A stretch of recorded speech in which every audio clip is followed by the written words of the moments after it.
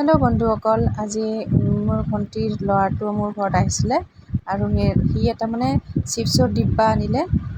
সেইটো খাই কেনে সি মানে এটা এক্টিভিটি কৰি আছে, মানে কিছুমান কাগজ ল'লে আৰু সেইটো কাটি কেনে ধুনীয়া মানে আঠা লগাই সি ধুনীয়া এটা বস্তু বনাই আছে, মানে টাইম পাছ কৰি আছে, ধুনীয়াকৈ বনাই আছে সি।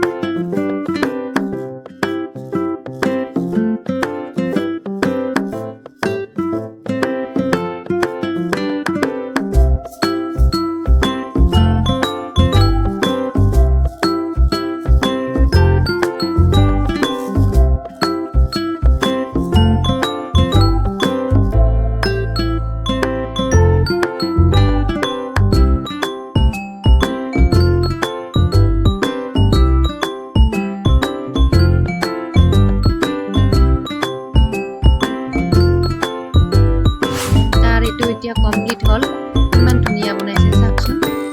তাৰপিছত মই ৰন্ধা বঢ়া কৰিলোঁ। ৰন্ধা বঢ়া কৰি কিনে মানে ভাত আঞ্জাখিনি ৰান্ধিলোঁ মই।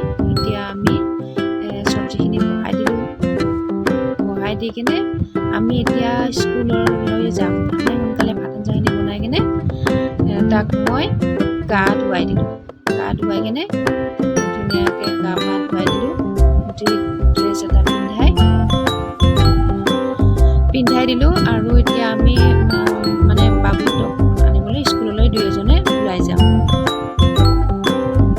তাৰপিছত এজনী ছোৱালী আহিলে, তাইক থ্ৰেডিং কৰি দিব লাগে।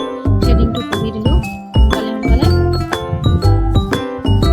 থ্ৰেডিংটো কৰি উঠাৰ পিছত আমি এতিয়া দুয়োজনে বহুত টাইম হৈ গ'ল। এতিয়া আমি দুয়োজনে স্কুললৈ ওলাই গ'লোঁ বাবুহঁতক আনিবৰ কাৰণে।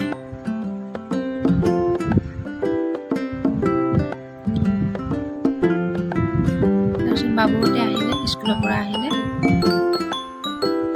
অহাৰ পিছত আৰু ভণ্টি আহিলে ল'ৰাটো নিবৰ কাৰণে, আৰু সি টাটা বাই বাই কৰি গুচি গ'ল।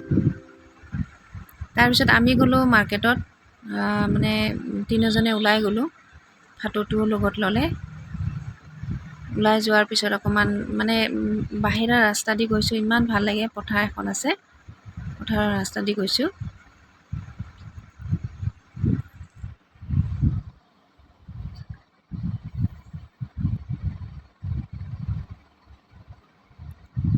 তাক চুলি কাটিবলৈ বজাৰত চুলি কাটিবলৈ লৈ গ'লোঁ।